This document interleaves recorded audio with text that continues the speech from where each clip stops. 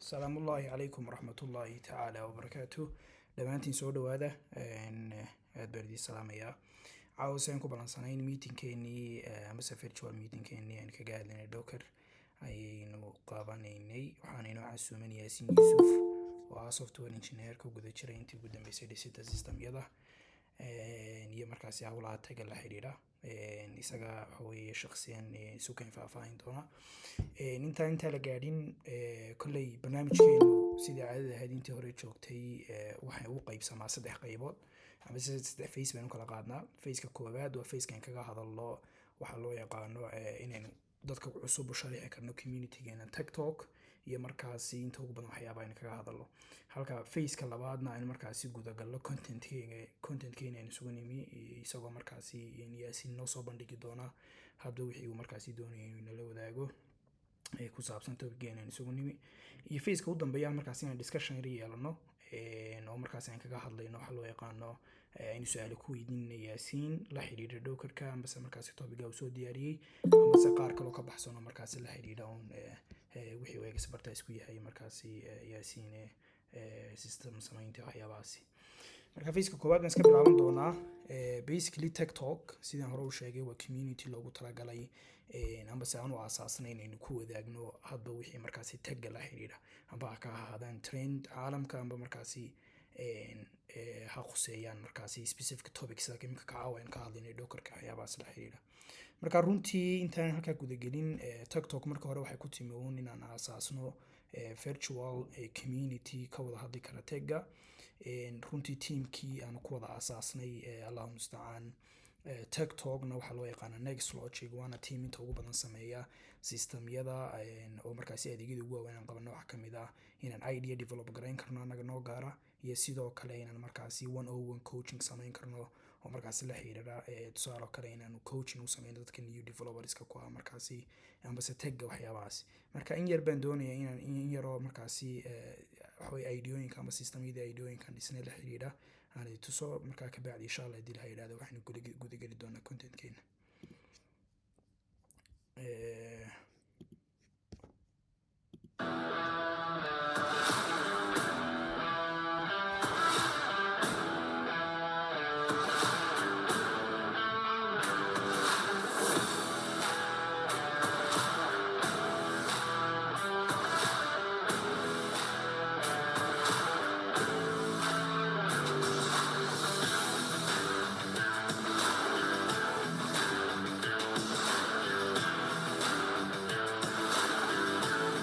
screen على share garay عفوا screen ka hadii aan share gareyn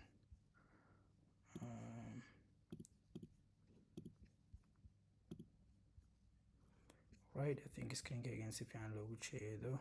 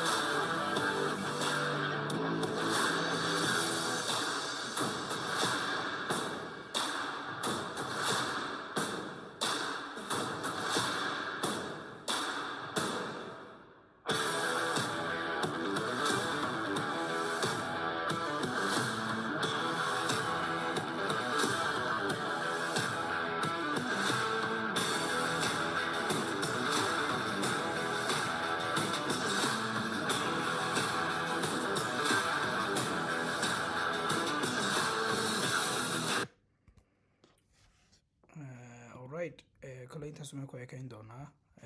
waxaan ku wareejin doonaa microphone-ka waxa weeye yaasiin oon doonayay inuu bal inoo yar sharaxo allahu mustacaan naftiisa roolkiisa iyo waxyaabiyo in yaro backgroundkiisa wax markaasi ku saabsan waxaan markaasi doonaya inuu contentka toos u guda galo insha allah haddii ilahay idhaa soo dhow walaal yaasiin waad mahadsantahay walaal cabdullah horta dhammaantiin aad baad u wada mahadsantihiin sidaad uga soo qayb gasheen magacayga waa yaasiin yuusuf waxaan ahaa software engineer in badan xoogaa baan kusoo jiray waxaan first bilaabay web developmentka oo aan in badan careerkayga kusoo jiray waa la wada maqlayaa baan rajeynaya si fiican walaal okay marka in badan waxaan kasoo shaqayn jiray waa software development oo weliba webku uu gaar u ahaa waxoogaa markaan ku jiray frontendka iyo basicska then waxaan u gudbay backendka oo aan luqad python laydhaa iyo frameworkskeeda badan Django, Fast API, Flask kuwaasaan ayaan in badan kusoo dhex jiray haddana kolley dee bartaasun joogi maysid oo javascript worldkan iyo waxa laga maarmi maayo marka kuwaana iyagana on and off ban ayaan u wadi jiray markii dambe waxaan imika soo galay more of an AI data science role marka my current role waxa weeyaan waa senior full stack developer waxaa markaan sameynayaa imika waxyaabaan ka shaqeynaya waxa kamid building the platform for the AI to thrive. So basically waxaan sameynayaa webkii oo waxaan isticmaalayaa the web technologies kii backendkii oo Python iyo also model developmentkii ama AI LLMs model developmentkii marka one step up baan sameeyey sida kale waxaan iska enjoy garayaa inaan wax ka barto low level languageska assembly C Rust Go oo iyaduna iska low level laakiin haddana aan ahayn oo iska nafisa marka intaa haddaan kusoo koobo about me waxaan toos u geli doonaa presentationka maanta waxaynu ka hadlaynaa Docker screen share xagee present now baa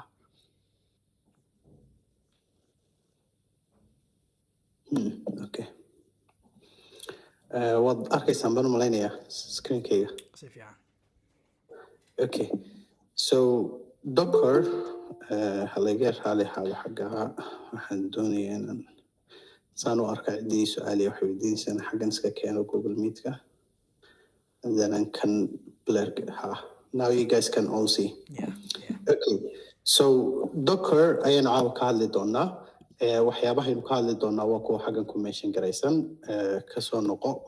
waxaynu ka hadli doonaa motivationska Docker waxyaabaha loo aasaasay waxaynu also ka hadli doonaa insha Allah history ama a bit of taariikh oo ku saabsan ciladihii Docker uu solve gareynayay iyo xagee kasoo bilaabmeen waxaynu ka hadli doonaa wuxuu benefit leeyahay waxaynu ka hadli doonaa specificationska ama waxyaabaha standardized industryga ka ah then waxaynu samayn doonaa practicalkana waxaynu markaa insha Allah samayn doonaa deployment ama intaynu application qaadno ayaan home labkayga serverkaygan ku deploy gareyn karnaa oo basically the same saad u deploy gareyn lahayd haddii aad codekaaga qaado oo aad GitHub dhigto inkoo kale AWS aad haysato server EC2 saad u dhigi lahayd unbuu kana dee serverkayga xaggan yaalayahay marka maanta intaasaynu ka hadli doonaa saasaynu kala jebin doonaa marka afar qaybood buu kala baxayaa mid aniga imika waan hadlay wadana iska hadlay introduction baynu geli doonaa history iyo motivationka iyo waxyaabahaas then classka and then contacts baynu insha Allah isweydaarsan doonaa waxaanan iskugu kiin darin markii hore in aan insha Allah soo wado community la yidhaha wax qabso oo beri horena jirtay oo dad badani ay maaragtay ay ka dhigan jireen imikana insha Allah soo noqon doonta oo aan more waxaan miskarayay moogtay teaching things moogtay marka insha Allah waan kusoo noqon doonaa marka wax qabso waad la socon doontaan insha Allah waxyaabahan jeclay waxaa ka mid in aad waqtigayga fariiqada ku isman gareeyo football baan ciyaaraa meelaha garoomada haddii iskaga soo warbaxna ayaan layga dhuuman Snakes and dogs waa labada animal aan jeclahay. I do home labs all kind of servers, so marka data centers ka home lab kayga ayaan iyagana jeclay to build things, to self host waxyaabahan aynu maaragtay isticmaalno badankooda waa self host baan ku sameeyaa. And I play games too. Security-gana researcher baan ka ahay iyo cryptocurrency-ga. So inta haddaan isku soo koobo aynu hore ka galno insha allah. biyo badanna waan cabaayey halayga raal noqdo. Marka horta motivationkii historyga Docker ka dambaysa ayaynu ka hadli doonaa. The most horta weli gacanta lama taagi karay kulley waad hoos dumad ka taagiyey. Weli ma samaysay ma aragtay oo ma tiri errorkaas ma kugu dhacay oo ma leeydi it works on my machine.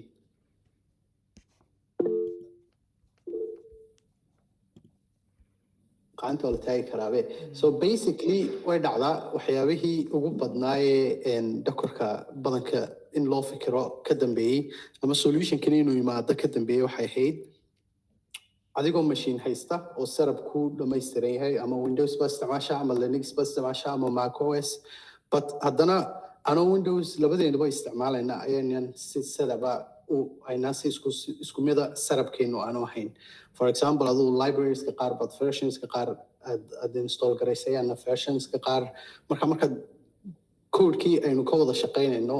GitHub aynu dhigno GitHub-keenu ka soo download garayno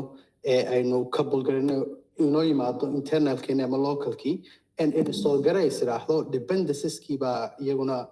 masab garaysmaya oo basically waxay noqonayaan inaad at the same version wada haysano. Marka waa jooga ugu weyn problemka ugu weyn Docker horta lagu bilaabay iyo guud ahaan virtualization-kaba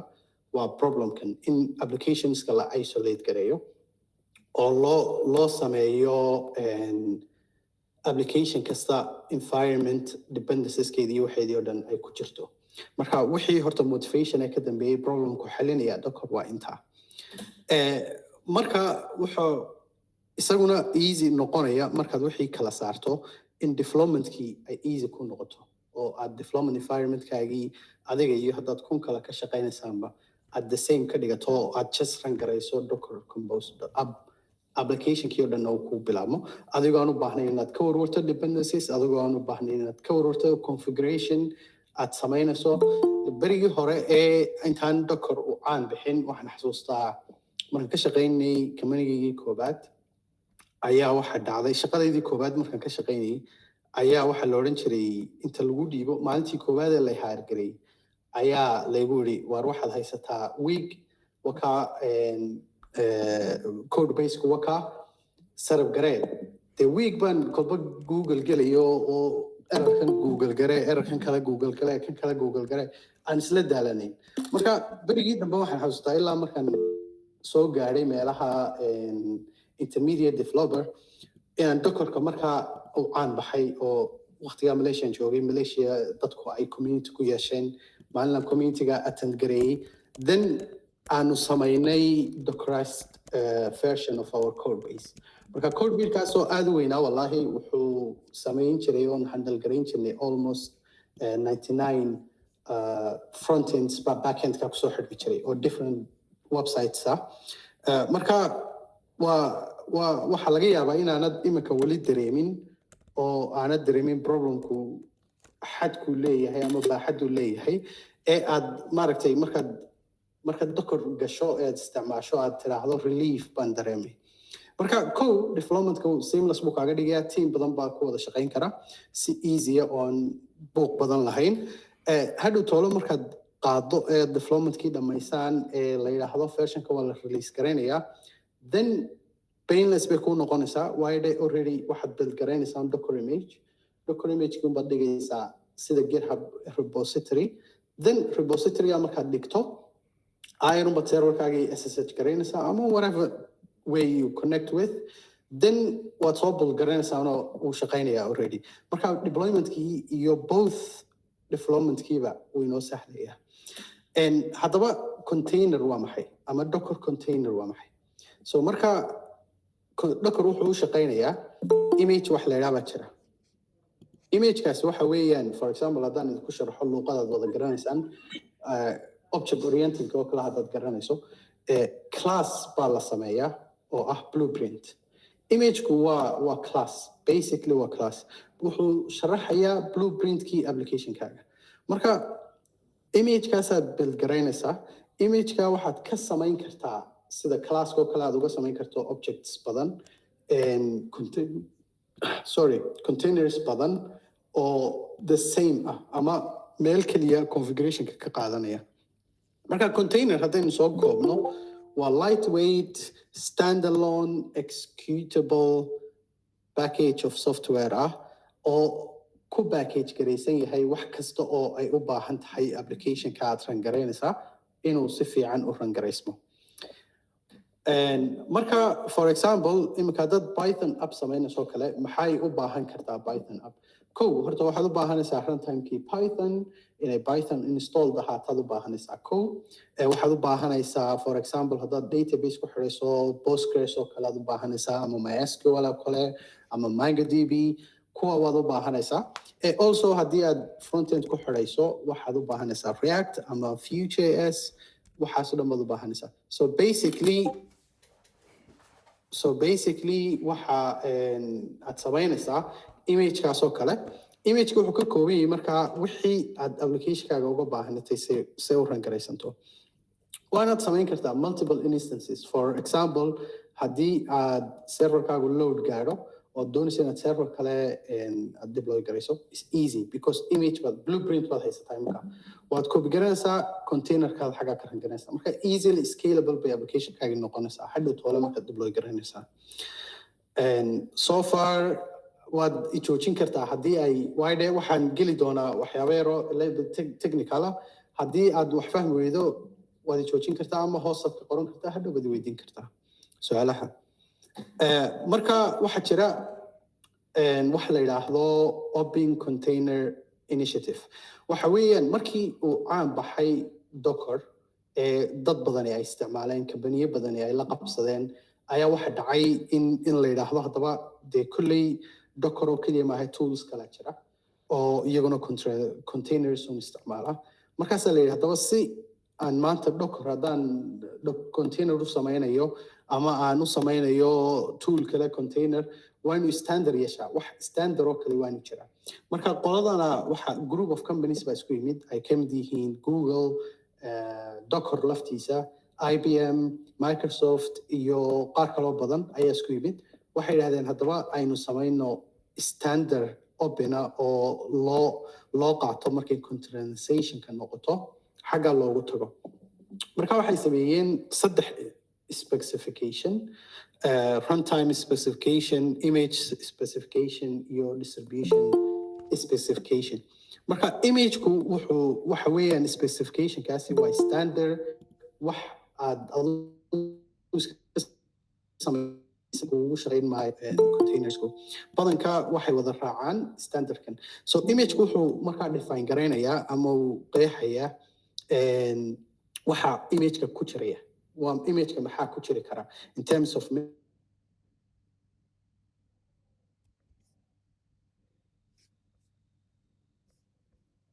waxa kala jira isaguna runtimeka oo define garaynaya imagekii la sameeyey specificationka match garaynayay sidaad u rangarayn lahayd haddana waxay iyaguna sameeyeen markii imagekii specification loo sameeyey runtimekii ama meeshii lagu rangaraynayay specification loo sameeyey waxa haddana la sameeyey distribution sidii aad dadka ula wadaagi lahayd ama aad u distribute garayn lahayd ayaa iyaguna specification loo sameeyey marka badanka waxay sameeyaan repositories ama repositories waxaynu naqaanaa geedka badan waxa jira iyaguna image repositories oo aad ku push garayn karto kana bul garayn karto dadkan aad la share garayn karto private-na aad ka dhigi karto sida GitHub oo kale marka qoladani waa qolo isku tagtay oo aad website-kooda wakaa loogadooda waatan website-kooda halkaas aad ka arki kartaan marka waad geli kartaa website-ka in detail uga baran kartaa oo uga akhrin kartaa waxa la waxay ay specification-ka ku sii jira marka specification-kan only ma saameynayo docker wuxuu saameynayaa kuwii kale oo dhan like Boardman oo kale containerd cry oo waxyaabahaas dhan buu ayuu specification u yahay oo ay tahay general standard industry u isticmaalo wax kale markaa iskama geli kartid waa inaad raacdo kuwa waan u malaynaya in xagga la fahmay waan ka gudbi doonaa marka waxaan samayn doonaa a bit of history xaggii ay ka timid problemkan haddaba problem bay sharaxnay waxaan nidhi problemkaasuu xalinayaa Docker marka bal waxaan doonaynaa inaan isku dayno sidii kolba tallaabo loo soo qaaday from xaggii laga soo bilaabay ilaa maanta Docker aan taaganahay iyo siday u kala baxaan iyo ciladaha ay leeyihiin iyo waxa la solve garanayo all that halkaa qof baa gacanta taagay ma su'aal baa talow may gacanta kaga dhacda laga yaabaa go on okay cidii su'aalo u baahan ha qortaan si marka aan waqtiguna inooga lumin haddii la haynaa insha allah xagga hoosun baad ku qoran markaasaynu dambe ka jawaabi doonaa marka waxaan kasoo waxoogaa yaroo u baahan inaad fahanto horta mar kasta waxaan anu aaminsanahay mar kasta oo aad topic ka baranaysa technology-ga waa inaad barato underliningka ama siduu waxaani u shaqeeyo saad u fahanto aad deeply u fahanto kow waxay kaa caawinaysaa inaad wixii shaqadaadii si fiican u qabsato oo errorka ku dhaca aad debuggable very much aad markaaba time yar aad ku debuggarayso because waxaad garanaysaa waxaan isugu shaqaynayo marka maanta waxaan ka hadli doonaa berigii hore waxaa la isticmaali jiray bare metal waa waynu wada isticmaalnaa waxaa laga yaabaa inaanan weli aad istiraahdo maan isticmaalin laakiin computerkan isticmaalaysaaba waa bare metal inkastuu leeyahay dee peripherals kale oo screen iyo waxyaabaha uu leeyahay bare metalku waxaa loo yaqaanay beriga serveradii inta data centerka la geliyo raaga ahaa ee laga karin jiray ayaa bare metal beriga loo yaqaanay so bare metalku wuxuu isticmaali jiray architecture waxaa jiray hardware oo underlining ah then waxaa jiray OS oo ka sarreeya oo wixii kernelskii wixii de OS-kii ku saamaxayay inaad hardware-ka controlsho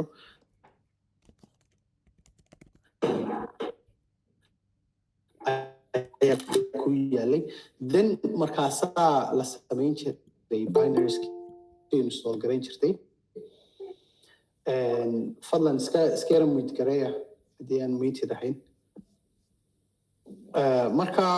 binarieskii baa kusii xiga oo levelka ka sarreeya ah markaasaa applicationskaagii loo tegi jiray oo ama application 1 ama application 2 application 3 kolbada intii aad ku hoos garaynayso serverka ayaa loo tegi jiray marka problemka koowaad wuxuu ahaa dependencieski hadduu applicationkani u baahdo for example next 14 application 2 na uu u baahan yahay next 15 waxaa dhacaya crash even though ay node moduleski iyo wixii ay jiraan but then waxaan idinka soo qaadayaa because Next.js baan wada garanaa as an example of a dependencies baan inooga soo qaadayaa marka dependencies crashkii baa dhacaya oo waxaa kaa applicationkani version u baahnaa ayaa versionka kale ka xumaanaya for example haddaan idhaahdo node version wuxuu u baahan yahay 13 node version 20 buu u baahan yahay then crash npm baa ayaa mar damba soo baxday oo lagu kala saarayo but then bare metalku markuu jiray waxaa jiray markasta crashka oo labadii application may wada rangaraysmi jireen hadday rangaraysmaan ood xallisood npm iyo wax isticmaasho ood u kala duudo versionska haddana waxay imanayeen low efficiency waayo dhe bahalkan ama bare metal serverkan aad haysataa wuxuu support garaynayaa inta hardware ku jirta waxa markaa bare metalkaasi waxay ahaayeen very slow to start up waa inaad bilowdo haddana sugto hard drives baa la gelin jiray loading timeku is very crazy buu ahaa applicationskuna affect each other marka imkoo kale for example application baa waxaad ku rangaraynaysaa waaba laba application waxaad u samaysay load balancerkii hadduu mid fadhiisto kii kalena badankeedu wuu fadhiisanaya ama kanun buu day u tegayaa oo dee trafficii ku wada dhacaya then it will be down so bare metalku ciladahaasu lahaa oo ay ka imanaysay waxyaabihii beriga halkaa la taagnaa ciladahaas dadka soo waajahayay waa laga soo gudbay bare metalkii waxaa la yimid markaa virtualization oo waxaa soo baxay hypervisors type 1 iyo type 2gii waxaa lasoo gaadhay meel aynu virtual machine ka dhex samayn karno mashiinadeennii caadiga ahaa marka virtual machinesku waxay xaliyeen ciladii koobaad ee ahayd dependenceska marka dependenceski way kala baxeen waayo hardwareki uu operating systemku ka sareeyo bahal hypervisor la yiraahdo ka sii sareeya hypervisorkani waa mid virtualizationka ku saamaxaya is another topic marka la ka hadli karno oo aan ka baxsan imka waxaan ka hadlayno then markaasaad virtual machineskaagi sii dhex dhiganaysaa virtual machineskagu markaa maxay yihiin waa iyaguna waa the same but waxay kaga yar duwan yihiin virtual hardware bay isticmaalayaan instead of real hardware and OS gaarana way isticmaalayaan then markaasaad librarieskaagi iyo waxaagii kale kusii install garaynaysaa ood applicationkaagii markaa ku deploy garaynaysaa marka virtual machinesku waxyaabo badan bay ayay saamaxeen inaanay dependenceski clash ku dhicin in aanay inay better efficiency sameeyaan oo aad markiiba down ka dhigi karto markiiba up ka dhigi karto iyo inaanay applicationkii right shaashadaada screenkaana ma la arkaya shaashadeeda yersuk aan u pingareeyo mobile bay noqotaa markii way warwareegaysaa okay so basically waxay markaa saamaxeen virtualizationku ama virtual machinesku in la kala saaro isolated laga dhigo applicationadii oo basically application kasta aad virtual machine u samayn karto oo aanay wax dee ciladii oo applicationka kale ka imanaysa aanay jirin oo labadiiba isolated kala yihiin marka waxaan ma leeyahay dependency conflict gaas oo kale haddaan example clear idi siiyo for example cidii waxaa garanaysaa Python iyo waxaa ku dhex jirta ama Node lafteedaba markaad install garayso something like imko kale for example was Pillow balkan library-ga lagu isticmaalo image handling-ka wuxuu u baahan yahay certain versions ama C libraries that you need marka C libraries kaasi waa inay versionadoodu ay match gareeyaan application-ka soo shaqeeyo application-ka kale waxaa laga yaabaa inuu isticmaalayo older version of Pillow ama newer version of Pillow oo markaa u baahan version ka duwan oo C libraries-ki ayna match gareyn marka ciladu halka ay ka timaado application-kaagina shaqeyn waayo marka virtualization-ku ciladaas meesha ka saaray oo uu mitigate gareey xaga markii la taagnaa waa la fiicnaa waa cirka carabka lala gaadhay applicationadii waa isolated bay noqdeen security ahaan haddii xataa applicationkaaga imika la hagareeyo virtual environmentka ku jira the virtual environmentka ku jira unless uu hackerkaasi very skilled yahay oo uu ka soo baxo virtual environmentkaaga oo hypervisorka soo dhaafo oo OS-kaaga yimaado mooyaane si kale oo aad lagu hagareyn karayay ma jiro serverkaaga lagu take care of hagareynayay mu jirin marka security wise-na way fiicnaayeen xaga marka waa stepkii labaad ee lasoo galay stepka saddexaad ee lasoo galay wuxuu noqday containers marka virtualizationkii wuxuu yara noqday a bit of bulkiness haddaad virtuals weli samaysay baad garan doontaa computerada aan maaragtay lahayn RAM badan ama resources badan aad bay uga adagtay inay multiple virtual machines sameeyaan marka a bit of bulkiness ayuu noqday marka dadku deployment-ko kale markaad software so umaad isticmaali karin virtual machine it was too resources consuming marka way kugu yar adkayd inaad deployment-kaaga u isticmaasho bit of inconvenient bay ahayd but laakiin it was good for deployment-ka markaad taagantay amazing bay ahayd virtualization marka stepkii saddexaad baa haddaba la yimid oo containerskiya containersku waxay kaga yar duwan yihiin architectkan kale virtualizationka hardware-ka OS-ka iyaga waxa ku xiga xaggii hypervisor-ku ka ahaa virtualizationka kuwani waxay noqdeen runtime-kii bay noqdeen container runtime baa xaggaa soo galay then containerkii koowaad baad bilgaraysay oo xaggan ku yaala kalabaadna xaggan applicationska baad ku kala dirtay waxaad samayn kartaa multiple containers baad host garaysan kartaa marka ciladihii markii hore aan ka sheekeynay kuwani waxay xaliyeen dependency conflict iyo kii horeba xaliyey efficiency ama system resource-kii uu si fiican isaguna u isticmaalay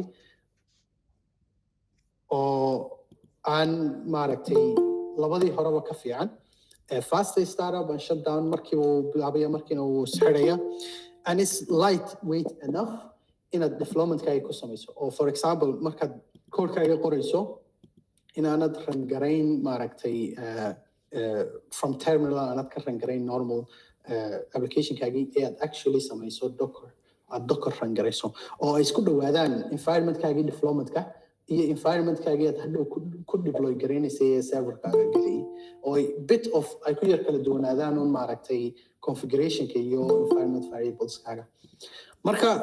aad bay u caawiyeen containersku dad badan oo companiyo badan waa sababtay caanka uga noqdeen waayo waa teamkii developmentka ahaa developmentkiiba ku samaynayaa then markuu hadhow geliyo serverkii codeka then waxaba already they way assemble gareeyaano waba the same environment waxa yara kala duwan un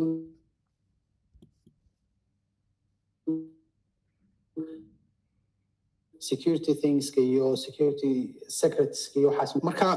caawimaad intaa leeg buu keenay haddii aynu ka gudubno marka types baa jira laba type baan u kala qaybiyaanu mid waxa weeyaan desktop container platforms oo docker bodman kuwaasa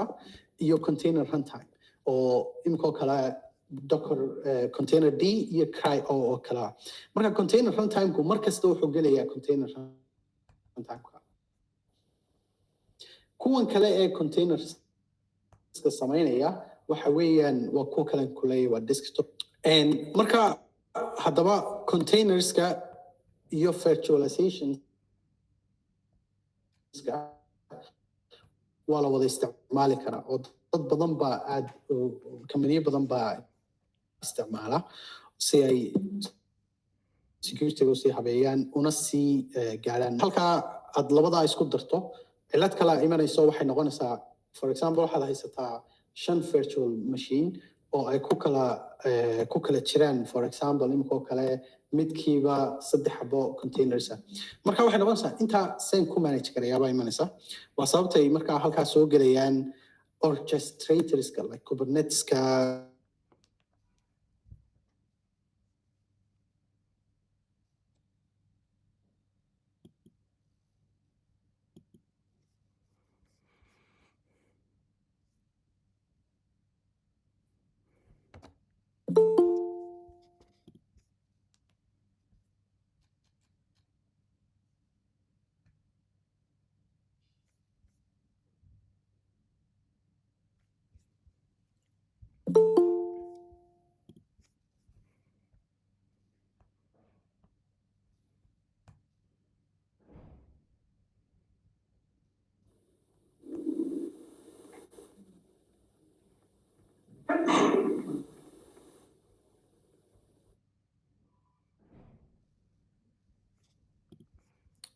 internetka ka xumaaday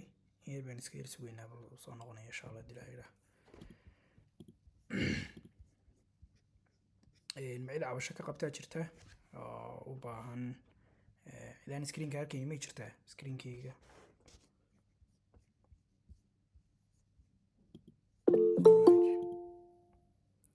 Abshakur Abdisalaan right screenka sorry waxa iga go'ay mobilkan isticmaalaya datadiisa iga go'day it's all right waan soo noqday imika and let me present sorry about that maanta internetka iga screenkayga waa la arkaya soo ma si fiican okay marka haddaba waxaan halkii baan kasii bilaabi doonaa waxaan idinka tegayaa wadiiqo yarood sii raaci kartaan ood si deeply usii geli kartaan kama hadlaya topicskani waa a bit advanced waa waxyaabaha technologyga u sahasha containersku inay isolated noqdaan oo docker isticmaalo iyo other container toolska kaleba isticmaalaan waa namespaceska oo Linux kernelku built-in ku ah C groups wax la yiraahdo iyo union file systems oo iyaguna file systemska oo docker ku isticmaala marka saddexdaaba kulay waa la share garanayaa presentationka marka dib u sii gasho docker waa inaad fahanto waayo waa waxyaabaha ku sahlaya inaad maaragtay barato oo ogaato soo containerkaas u shaqeynayo waan iska dhaafi doonaa Okay, so markaa waxaynu samayn doonaa a bit of maaragtay demo ayaynu samayn doonaa. Iga raali noqda. Screen-kan waan ka saari karaa, kan waan ka saari doonaa. Then okay, kan ilaa maantaan wade uu download garaysma waaye. Okay. Laba application baynu samayn doonaa oo aan ku tusi doonaa sida loo dockerize gareeyo. Application waxaynu ka dhigi doonaa normal JavaScript stack oo Next.js baynu dockerize garayn karnaa. Aynu dockerize garayn doonaa.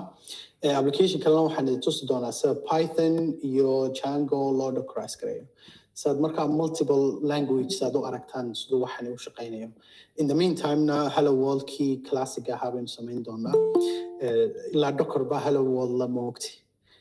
Marka notes baan xagan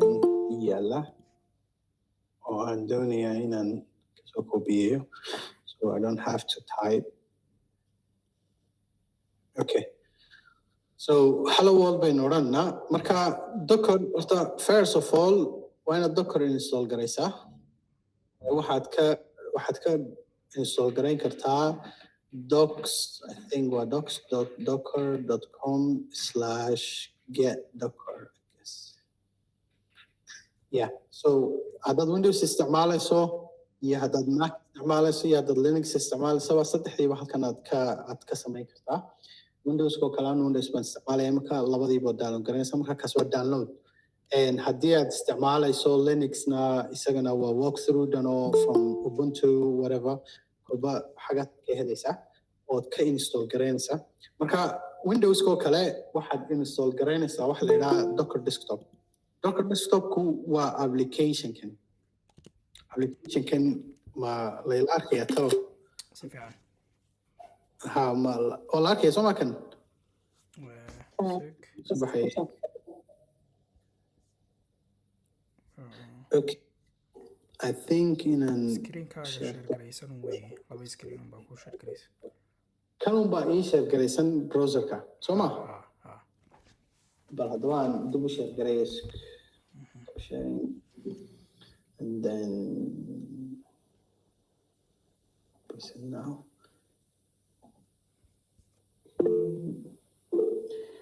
Screen 1, no, screen 2 could it? Okay, I think now you can see it. Okay, Docker Desktop waa application-kan anigu ii soo download garaysan yahay maadaama on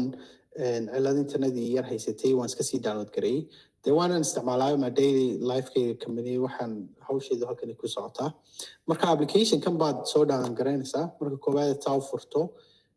waxyaabahaad samaynayso waxaa ka mid ah intaad setting-ka tagto resources-ka tagto ayaa waxaad yaraa where's the okay, no need. Haddaad WSL isticmaalayso you don't need to inaad u samayso system aad resources-ka u bahlayso. Waayo wuxuu isticmaalayaa whatever resources uu isticmaalayo WSL-kaagu. So basically waxaad download garaysataa ood samaysaa ka ay ku qoran tahay WSL backend unbaad raaci doontaa sida loo install garaynayo. Marka application-ku waa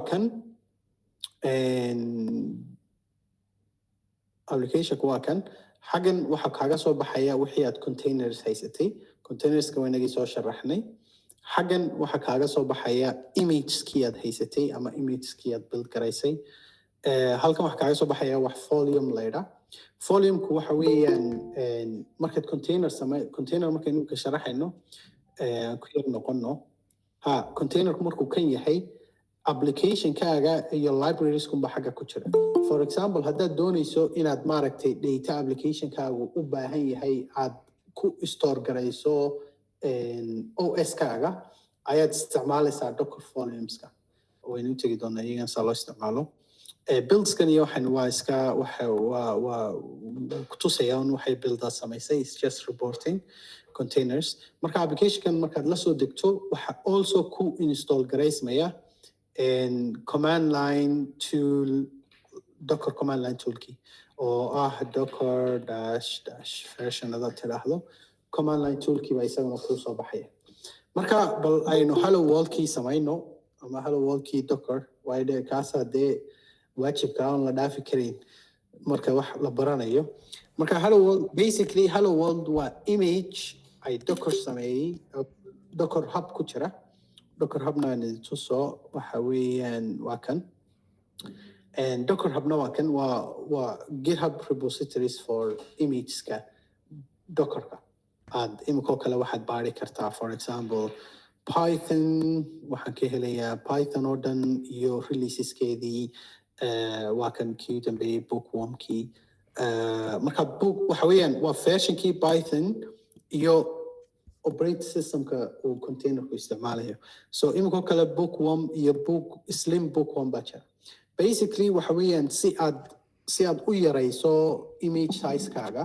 waxaad isticmaalaysaa kolba mid slim ah for example the slimmer the operating system the faster uu u build garaynayo una run garaynayo maaragtay applicationkaaga so kuwani waa python wixii image halkan kaga yaalay wixii oo dhan waad iga arkaya for example node lafteedu way ku jirtaa node.js wuu inoo soo saaray node kaliya ka dhig I think that's why waa kan so node iyadana waad ka helaysaa all the maaragtay versionskii ay lahayd ood halkan ka baari karto maaha toolskan oo keliya waxaad heli kartaa ubuntu oo operating system oo linux operating system waxaad heli kartaa kii u dambeeyey imika 5 days ago baa la update gareeyey kaas oo kale ubuntu oo kale haddaad halkan eegto tagsku wax weeyaan wixii waka 5 days ago baa tagga la soo geliyey oo taggan la wada update gareeyey marka taggan hadda doonaysto the latest waka waa tagga 24/11/11 waa kii u dambeeyey 5 days ago marka only maaha toolska isticmaalayso operating systems baa hadda doonto ku tijaabin kartaa tools kala jiro oo aad imika for example toolkan baan doonaya inaan maanta self-host gareeyo probably waxaan helayaa a way to docker aan u isticmaalo to self-host on my server so basically docker wuxuu leeyahay image but let's try passport of course okay marka basically wuu leeyahay hadhow tolaan mana just build this one intaan serverkan ugu talagalaan galo uman kan soo build garaynaya then already waan haystaa oo dee applicationka wuu shaqaynaya marka waxaan run garayn doonaa marka docker run waxa weeyaan docker oo noo run garee this is the image namekii baad halkaa gelinaysaa and then taggani waxa weeyaan waa versionkii marka waxaa laga sii dambaysiyaa saynu aragnay operating systemka imikoo kale albine or bookworm ama slim bookworm marka imika kan uma baahnayn operating system already wuu inoo diyaarsan yahay marka waad ku dhufanaysaa then okay so for you to see that I need to delete this wait a bit containers hello world labadaba delete garee saad u aragto siduu usoo build garaynayay iyo siduu maaragtay aanu u build what is this one kan laftiisana delete garee so we can see that no can waa kii bahalka okay anyway so now haddaan run gareeyo it's already built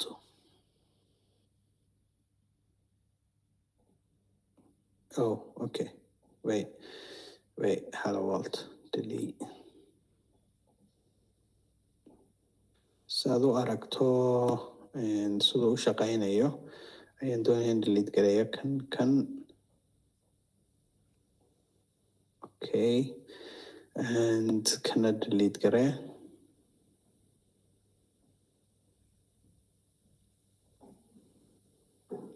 okay waan delete gareeyay cool so now waxaan arkaynaa iyadoo laga waayey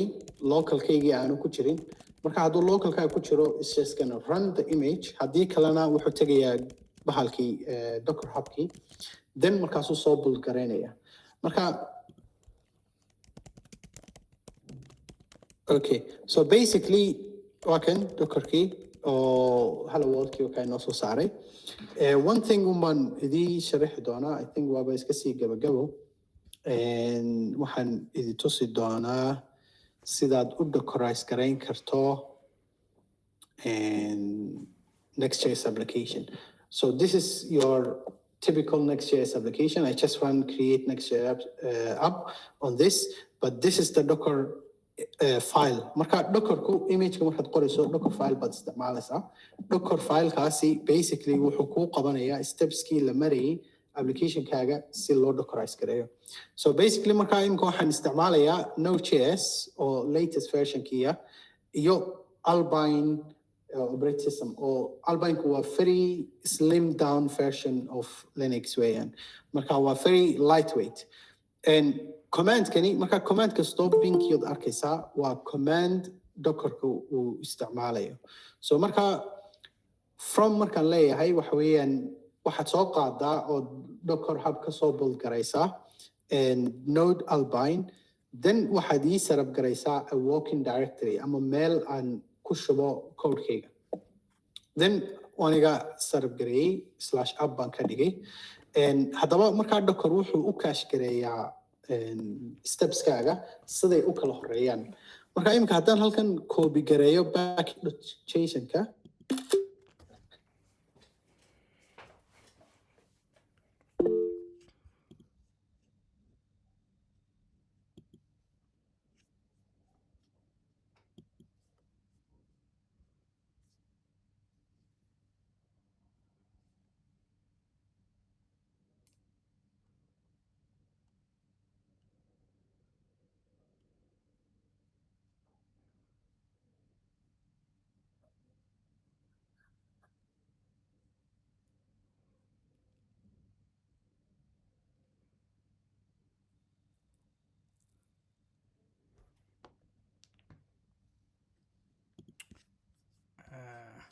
all right.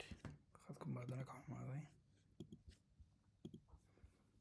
Okay, khadka ka xumaaday bal markaa waynu sugi kolley qaybta discussion iskan gelinaayo aynu waxyaaba halayeer hal noqdo waxa iga yara xumaaday khadka. Okay, all right so do khadka maanta iga waynu iska dhamayn doonaa intan. So basically markastoo copy-ga aan sameeyo one time baan copy-ga samayn doonaa marka la cache gareeyo. So markastoo build garaynayo maaragtay image-kayga waan uma baahni inaan labadan wax ran gareeyo markuu kan ii cache garaysan kanna looma baahno. Markaan package.json-kii copy garaysto waxaan install garaynayaa dependencies-kii npm install. Then markaan install gareeyo waxaan copy garaynayaa everything aan xaggan uga baahanahay fileskii ku jira ayaan ku darsanayaa folderkii app ee aan create garaystay. Then waan build garaynayaa because development environment hadaad isticmaalayso xaggan waxaad ka dhigi lahayd npm runka umaad bahateen xaggan unbay noqon lahayd npm run def unbay noqon lahayd. But this is a production version. Marka basically the entire thing image-kaagu waaba gebigiisuba waa 13ka line weeyaan ood ku samaysay Docker image. Waxaan sii rangareeyo ha sii download garaysmo laakiin waa kan still socda. npm install-kii wuu weli socdaa oo 4 maraya 6dii. Marka kan waan iska sii sugi doonaa oo markaasaynu arki doonaa suu u shaqeynaya. Basically wuxuu kugu shaqeynayaa sidii log aad rangaraysay inta terminalka furtay npm run def and the localhost detected 3000 the same buu shaqeynayaa but downloadkiisa yara badan internet-kayguna waa ka yara xun. Marka waxaan idin tusi doonaa application-ka kale Python oo isagoo ka hesiisan kana faacsan. Waxaan install garaynayaa hal dependency. Waayahay waa kankii Python. So waxaan halkan ku haystaa very simple Django application. waad arkaysaa maamaya soo weynaya ma la arkaya talo yar soo weynaya so right yeah la arkaya imka waa very basic Django application weeyaan. xaggan wax kale kuma hayo template yar baa ii dhex yaalla oo home layda oo ay ku qoran tahay hello docker. waxaan waa init webiga waxa isticmaala Python askigii settingskaygi baa ii yaalla xaggan. Marka waxaan samaynayaa one view aan ku save garaynayo html home.html-ka iyo url-kiisii oon leeyahay marka la tago slash waxaad ran garaysaa view-ga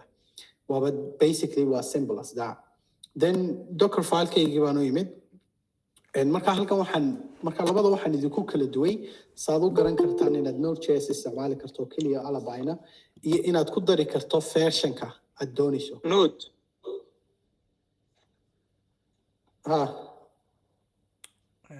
Node أستاذ ماشي Node wala su'aasha yara qoro aan ka gaarsiino waqtigaa bay nagu yara intaad yara qorto aynu hadhow toola ka jawaabno su'aalaha marka Node waxaan uga dhigay iyaga sidan waxaan uga dhigay saad u kala fahantaan sida labada qaabeed u isticmaali karto xagan ma raacin version bal laakiin option-ku ku furan yahay mar kasta oo waad raacin kartaa version-ka sidan imka 3.30 ma ka dhigay waxaan isticmaalay the slim version of Bookworm operating system ka leedah the same waxaan samaystay working directory waxaan koobiyay requirement text key so xagan inagu package.js ka haysano Node.js Python waxaan ka haysanaa requirements ka waan install gareynaya waan copy gareynaya wixii files xagan igu jiray then waan run gareynaya basically waxaan oranayaa Python run manager.ui run server waxaan ku run gareynaya si uu u show up gareeyo ama markaad intan samayso waxaad samaynaysaa application-kaagii baad ka dhigaysaa accessible in the network not only your local server marka intana waaba basically waaba intaa isagu marka haddaba kalen ku ogaanaa sida loo build gareeyo loona run gareeyo marka kow waxaad geli doontaa meesha kuu yaalay folderkaagu ani wuxuu yaalaa documents playground demo Python ayuu ii dhex yaalaa saan u confirm gareeyo waa isagii okay so haddaba markaad image file-kaagii samaysato waxaad ku build garanaysaa image-ka markaad file-kii samayso saad image uga dhigto waa inaad docker u tilmaantaa tiraahdaa docker oo file-ka qaado waxaad ka dhigtaa image ka dhig marka waxaan odhanaynaa docker build ayaad isticmaalaysaa marka wuxuu ku build garaynayaa an image marka tiidani waxa weeyaan waxaad ku tag garaysaa image-kayga ama tag u samaysaa demo Python ayaan kan ka dhigaya marka wuxuu ku odhanayaa waa sax image-kaagii waxaan tag baan kugu samaynaya waanan kuu build garaynaya laakiin xaggeen file-ka ka helaa marka file-ku xaguu igu jiraa waa root folder-kaygu igu jira hadduu markaa file-ku meel kale ku jiro xaggan baad path-kiisa gelinaysaa ood odhanaysaa path-kiisu xaggaasuu ku jira file-ka then wuu kuu build garaynayaa stepskii oo dhan buu marayaa xaggan baad ka wada arki kartaa step kastuu qaadayo wakaa uu copy gareeyey wuxuu sameeyey qaar baa cached maaragtan waxaan idiin sheegayay imika requirementskaasoo waa cached bitkii waxba muu install garayn waa cached because waxaan markii hore iska sii horreysiiyey in sii horkoobiyey requirementska marka wuxuu arkayaa labadii file buu isku eegayaa kan wax ma iska bedeleen imika soo gelaya maya waa isku mid uu iska dhaafaya uu cache garaynaya wixii ay wax iska bedeleen unbuu update garaynaya u build garaynaya marka imika wuu ii build garaysmay image-kaygii haddaan halkan imaado on images tago waxaan ka arkayaa inaan image-kayga xaggan iiga soo baxay oo kan waa kan hour ago sameeyey but haddaan imika kan delete garayno for example then containerka isa ka saaro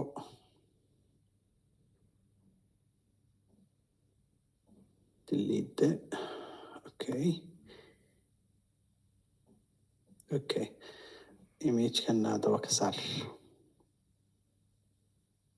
okay so now haddaan dib u build garayno waxaad arkaysaa isagoo soo build garaynaya oo soo download garaynaya bahladii oo dhan imika waa cache marka koowaad unbuu download garaynaya then xaggan baynu imanaynaa waxaad arkaysaa iyadoo aan imika soo build gareeyey wakan new file-kaygii kan imika delete garey wakaa soo galay so basically now markaan image-kayga haysto waxaan ka rangarayn karaa container marka si aan container uga dhigo oo aan u rangareeyo application-kaygii image-ka ii ahaa waxaan samaynayaa docker run and then waxaan siinayaa taggii aan markii dash t-ga u baas gareeyey oo ahaa demo python. So kan uma baahni inaan file u tilmaamo, kan uma baahni waxa already classkii waan sameeyey. Iminka waxaan sameynayaa object instantiationkii. Marka haddaan saa idhaahdo oo aan rangareeyo wuxuu leeyahay wuu rangareysmayaa. Halkan haddaan sheegareeyo oo containerska tago waxaan arkayaa inuu ii rangareysmayo ama uu akhtar yahay oo running yahay. Marka haddaan browserkaygii kusoo noqdo oo aan for example tago, marka Django waa 8000 bay gashaa, localhost 8000 aan saa idhaahdo applicationkaygii maxaa ka qaldan dee run server uu saxan yahay localhost 8000 ama bad baa inagu bilaabmay. Okay. waayahay okay anigaaba qaladkaa sameeyey. qalad aanad inaad samaysa ay tahay baa halkaa jira. Okay, for example markaad container ka dhigto maxaynu idhaahnay containerkaasi uu ka isolate garaysan yahay ama wixii OS-ka ku jira. Windows-kaygana markaan isticmaalayo container baan ka dhex sameeyey demo app la idhaahdo. wixii containerkaa ku dhex jira ma access garayn karo dibadduna ma access garayn karto unless loo furo oo la idhaahdo access garay. Marka halkan waxaan qalad baan sameeyey oo waxaan ka tegey inaan idhaahdo boardka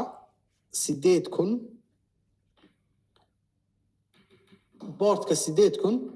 waxaad ii furtaa boardka 8000 ee containerka ku dhex jira waxaanad ku maap garaysaa kan hostkayga ah ee Windows-kayga. marka 8000 ee boardka Windows-kayga ka furan qaado waxaad ku xidhaa oo aad ku maap garaysaa boardka ka furan containerka dhexdiisa ee 8000. boardkaasina wuxuu ka imanayaa because xaggan aynu nidhi local hostka ku rangare weliba boardka 8000. so marka taa waa inaad iska ilaaliso oo aad bida markasta raacayso -b oo -- publish labadaba waad ku publish garayn kartaa. marka waan rangareynayaa. markaan rangareeyo the same way buu rangaraysmayaa. it will say waa running, then haddaan imika refresh gareeyo hello dockerka wuu soo baxaya. so basically applicationku wuu shaqeynaya, it's dockerized. so marka waxaa jira qaabab kale oo aynu u isticmaali karno. waxaan hore ugu soo horreysiiyey tan si aad bal iila fahantaan the whole ama wixii maaragtay aad ku samayn karta applicationskaaga.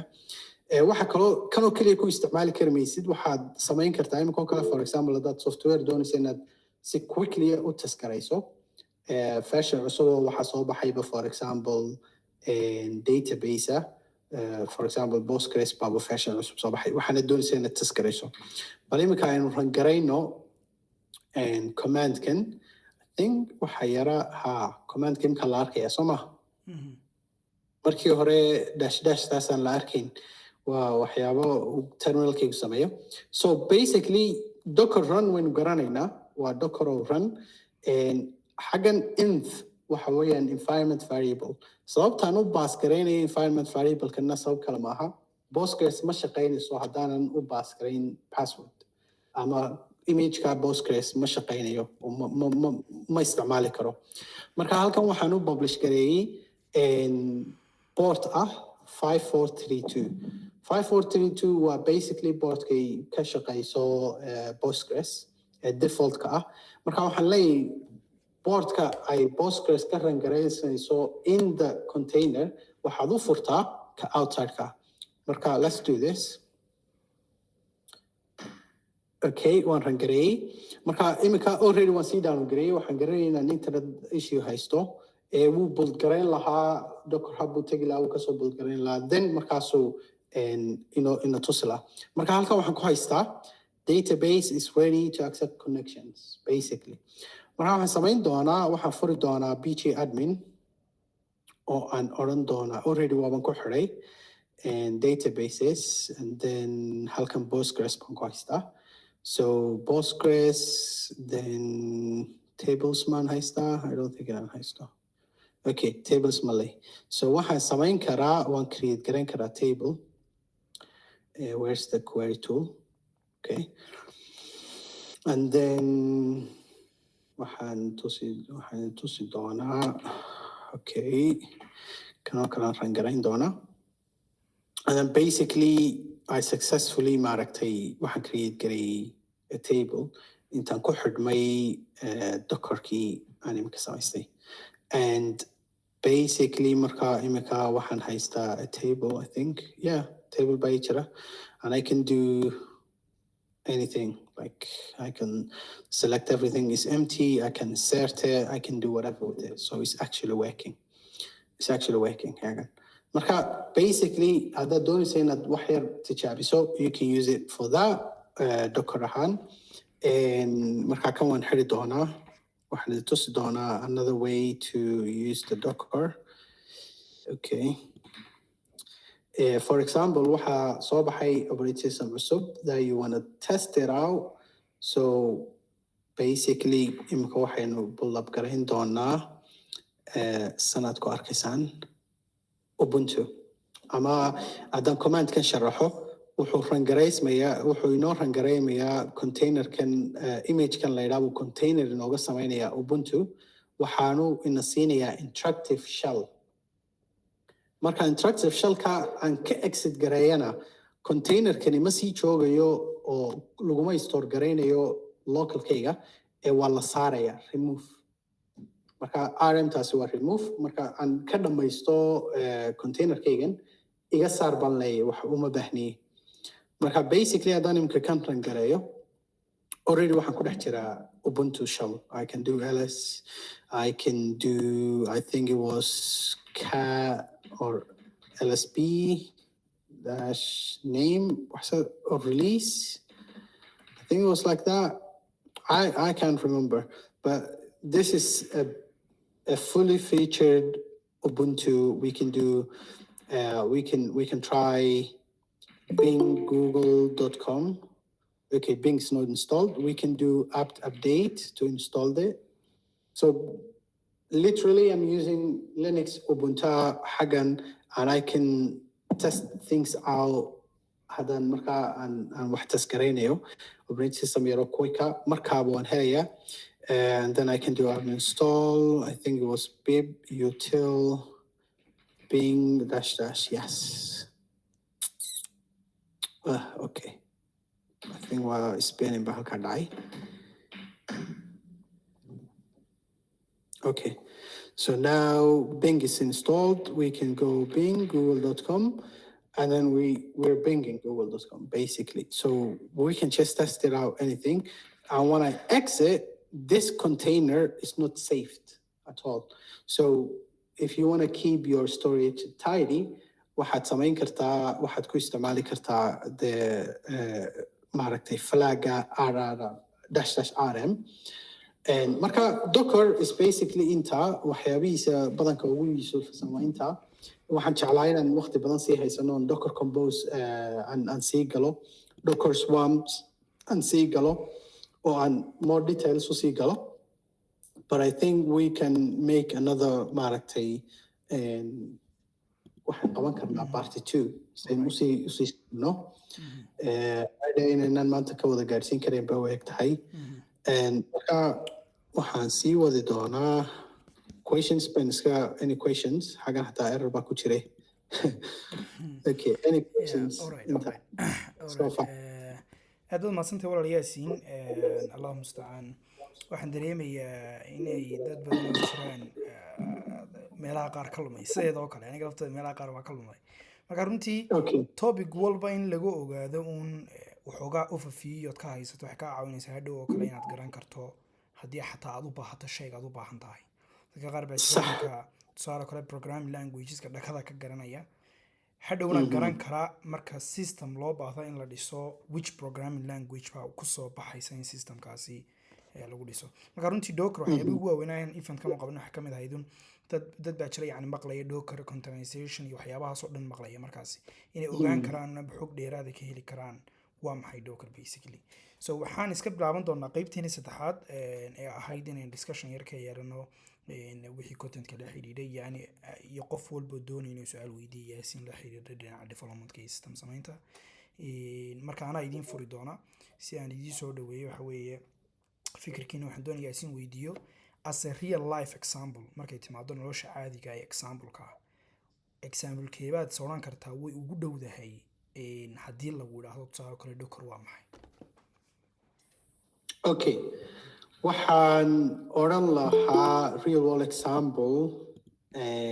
Docker waa maxay haddii la yidhaahdo basically logistics-kaa soo gelaya markaaba meesha oo containerization-kii waxaasan imika durtaba ka fikiro markab la saarayo containerya waxaan ka fikiray laakiin markaan caadi u eegno real world-keena programmers markay nahay mar kasta waxa ku jira the concepts-kii aan baranay waxa weeyaan classes-kii objects-kii waxaasan ayaan ku sharaxi karaa for example waxaan oran karaa haddii aan maanta class sameeyo la yidhaahdo application-kaygaan class u sameeyo oon classka magaciisa person ka dhigo qof kasta oo persona aan idhaahdo classka blueprint-ka waa inuu match gareeya waa inuu caga yeeshaa indha yeeshaa qacmo yeeshaa waxaasoo dhan marka waxa ka baxaya qofkii aan lahayn waxaasoo dhan for example qofkii ilaahay cag tiray ama lug tiray way ka baxayaan oo ma soo gelayaan classka marka classkaasi waxa keliya laga samayn karaa waxa weeyaan qof nooca u eg marka basically waxa weeyaan waxaan oran karaa waa class aad ka samaynayso objectyo badan that's aan come up garayn karo because it's a bit of maaragtay waa yara containerskiina ma wada aha oo maaragtay wixii ma ka wada aha haddana concept la fahmayana waxa ugu soo yara dhow class iyo objectska alright way waxaad gacanta taagay Suhayb oo doonaya bal su'aal ku weydiiyo soo dhow Suhayb okay السلام عليكم مالي مقلع sifiican aad iyo aad baan idin wada salaamayaa dhammaantiin yaasiin si fiican buu soo jeediyey barnaamijka waxyaabo badan baan ka faa'iidnay aad iyo aad baan idinku mahadnaqayaa su-aasheeda haddaan kusoo dhawaado niyow horta anu Dockerka waqti xoogaa ayaan isticmaalaya ma garanaysaa maxaa la idhaahdaa LLMs-kii xasan ku tijaabiyaa marmarka qaar waxyaabaha qaar baan self host gareeyaa sida caadigaana development-ka waan isticmaalaa niyow dhibaata ayaa yara jirta aan is odhan lahaa marmarka qaar niyow sidee baa loo yar xaliyaa inkastoo weli aanay caadi u jirin xalal toosa oo la odhan karo waxaasaa saas haddad u raacdo uu saa noqonaya oo optimization un ay tahay yaasiinow maxaad kula talin lahayd niyow image-ka maaragtay qaar laga yaaba inuu 3 GB ka noqdo isagoon application-ku hataa hadduu doono weyneynba maybe optimization-ka maad aragtay tusaale ahaan oo kale in aad slim oo kale isticmaasho ama qaar la mid oo kale waxyaabaha qaar aad iska yarayso waa wax wanaagsan laakiinse marmarka qaar baa isagoo application-kuba aanu wax badaniba ku jirin ayuu waxa laga yaabaa inuu 2 GB ka noqdo maxaa la idhaahdaa image-ku deedna inaad bulgarayso ama inaad localkaaga soo geliso ama inaad server saartaa u yara adkaataa marmarka qaar marka taasoo kale optimization-ka oo adu techniques-ka ugu yara fiican ee image-ka lagu yarayn karo ayaan ku weydiin lahaa walaal aad iyo aad baad umahadsan tahay waa su-aal aad u wanaagsan aad baad umahadsan tahay walaalo horta kowo wixii dee application-ka u baahan yahay absolute necessary-ga ah ama aan laga maarmayn unbaa lagu daraa maaragtay configuration-ka ama image-ka marka haddii aad yarayso waxa aad ku darayso maaragtay application-ka aanay u baahnayn for example dependencies oo kale haddaad node imikoo kale waxa dhacday beriba waxa igu dhacday beriyada maalin dhammaan dawaqsanaa waxa iga raacay oo copy-ga iga raacay node modules-ki oo markaan iminka xaggan aan copy lahaa sorry isoo dejiyo kana ku yara markaan halkan aan copy-ga lahaa maaragtaa ayaa waxa iga raacay node modules-ki dee gebigaygaba waan dawaqayo bahalkiiba wuxuu noqday 5 GB marka mar dambe ayaan debugging dambe markay iga qaadatay baan ogaaday inuu iga raacay marka waxaad samaynaysaa file la yidhaahdo docker ignore marka wixii weliba dot baa raacsan marka docker ignore-ka waxaad ku guri doontaa wax alla wixii maaragtay aanad u baahnayn for example node modules oo kale ayaad halkaas ka gelinaysaa modules waxyaabihii aanad u baahnayn ee kaa bulk ka dhigaya imagekaaga ayaad bartaas kaga save garaynaysaa ee hadhow reproducible midda kale samaynaysaan waxa aad ii caawisa waxa weeyaan inaad isticmaasho mar kasta slim versionka imageka aad kasoo drift garaynaysa ama page imagekaagu waa inuu noqdaa very slim ta kale waa inaad cache garaysaa stepska qaar for example imika halkan marka hore waxaan soo horeysiiyey package.json-kii then waxaan ku xigsiiyey npm-ka kanay caadi u muuqataa waxaan idiin sheego imika halkan waxaan working directory markaan sameeyey waxaan copy gareeyey requirementskii baan sii dhigtay then waan install gareeyey so mar kasta oo aan rangaraynayo marka koowaad mooyaane mar kasta oo aan rangaraynayo ma rangaraysmayo bahalkii sorry mar labaad ku celiyo mar kastoo aan build samaynayo wuu kasii fududaanaya oo waxa laga yaabaa inay dee necessity tahay oonan taaban wax kale aanan ka saari karayn labadaa jb applicationkaygu noqday imagekiisu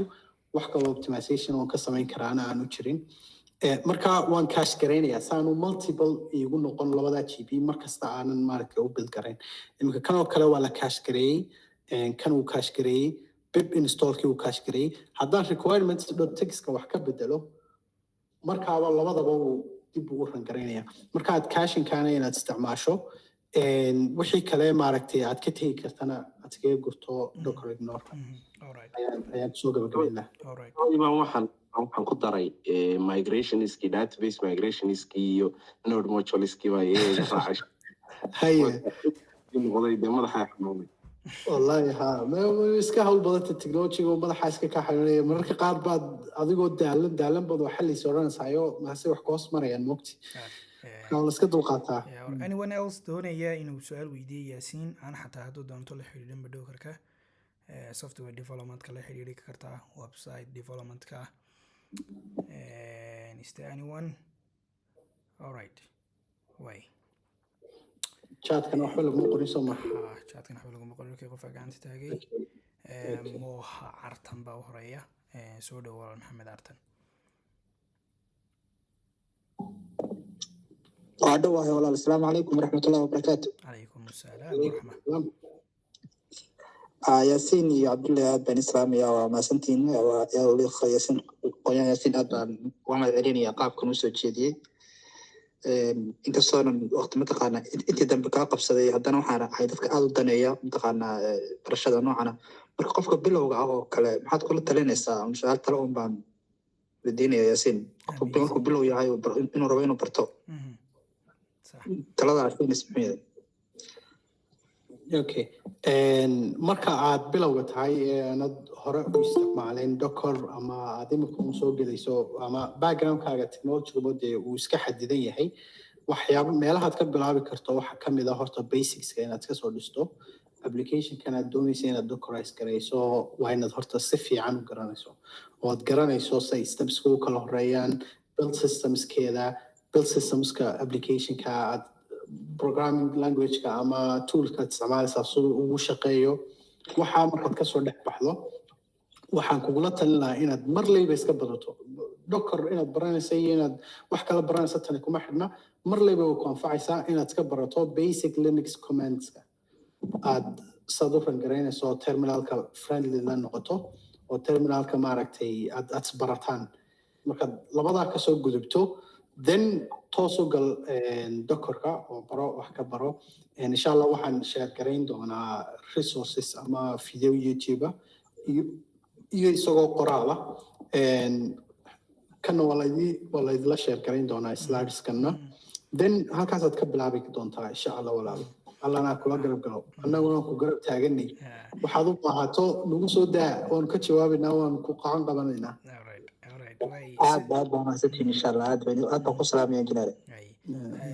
sidoo kale yaasiin yaan isu keen qarin waa youtuber waxuu inta ugu badanna ka faalloodaa tag iyo arrimaha la xidhiidha marka kole linkiyada youtube-ka iyo instagram-ka aad ugu badan yahay waxaan idiin dhigi doonaa discord-keena iyo markaasi community-geena whatsapp-ka labadaba marka kolley waqti uu ka cudur daartay isagu tobanka meeting galayaa buu lahaa marka isteer anyone else doonay degdeg su-aal weydiiyo salmaan axmed soo dhawow su-aashaada السلام عليكم أستاذكم السلام يا kaa qaadan أنا ما سنتهاي waxay raareen ku weydiiyo in waxa jira app aan ku dhisay Django magartay marka rabay inaan hosti galayo waa xogaa ciladiga qabsatay oo AWS ka kaleeto waa too complex ma taqaanay adigu dhowr waxyaalood buu ku weydiinaya ma taqaanaa inaad meel gaar ah aad ku sameysay serverka ay dhigatid storage-na gaar dhigatid qof iska biignana dhibaato ku tahay waxaa kaloo rabay haddii jiraan meelo kale oo ma taqaanaa xoogaa ka jiibsan markii loo fiirsho AWS oo kaleeto ama Heroku oo kaleeto ma taqaanaa balaniskooda oo lacagta ah haddaa system weyn oo kale aad dhistay ma taqaanaa ama qof client oo dhistay oo kaleeto maxaa la yidhaahdaa marka ma taqaanaa haddii jiraan ma taqaanaa balaniska ma taqaanaa meelo kale hoostiyo kale fiican oo igu caawin kartid waa soo dhaweynayaa aad iyo aad baan u mahadsantay waad mahadsantahay walaalo way jiraan AWS waxyaabaha ay ku fiicantahay waxa weeyaan horta pricingkeeda free iska maaragtay flexible ah oo per hour bay qaar u isticmaalaan aniga imika waxa ii yaala AWS oon doonayaan kasoo wareejiyo data centerkayga aan keenaya serverada xaggan ii yaala aan doonayaan keeno ilaa 3 application oo clientsku ay isticmaalaan oo markaa bishii waxaa laygu soo dallacaa wax aan dee aan saa usii badnayn applicationka ugu usageka badan ee every single day la isticmaalo 24 hours waa accounting application waxa weeyaan waxaa laga qaadaa bishii laygu soo dallacaa $19 markaa horta taas AWS waa waxyaabaha ugu jaban anoo weliba isticmaalaya EC2 iyo RD isoo sheeg kii RDS-kii iyo weliba S3-gii saddexdaba applicationku ay isticmaalayso ayaa haddana intaa laga qaada horta markaa AWS way iska fiican tahay oo pricingkeedu aad uma sii xuma laakiin hadda doonayso wax kasii jiibsan waxaad isticmaali kartaa DigitalOcean oo aad VPS ka create garaysan kartaa bishii $5 $5 laga qaadayo oo iska yahay laakiin hadda $10 bishii laga qaado oo aad ka dhigto more mid ka yara resources fiican waa DigitalOcean waad isticmaali kartaa marka DigitalOcean waan isticmaalaa marka wax tasgaraynayo kale insha all right okay is there anyone else okay think ma jiraan su'aalo kale chat-ka waxaa lagu soo qoray why most of time we use Linux to host our apps maxaynu inta ugu badan isticmaalnaa Linux markaasi hoos galin applicationska wallahi Linux waa very extensible waana very modifiable Windows waa closed source kan waa open source and security waa very more secure Windows isagoo iska caantayn macOS laftiisu waa iska maaragtay aanu Linux ka sanaamsanahay meel kasta ku ran karaya waxaan nimka intan damuuman Windows development-kii waxaan soo galay last 9 years waxaan isticmaalay Linux anu Linux is the best alla ogaada taa security-ga inta ugu badan waa loo doortaa marka Linux is the best waa wixii waa open source ma dad badan baa ku jiro wixii markiiba waa la fix garaynaya xagga Microsoft ay ka qaadan karto 2 week ama week waa company kaliya moogtay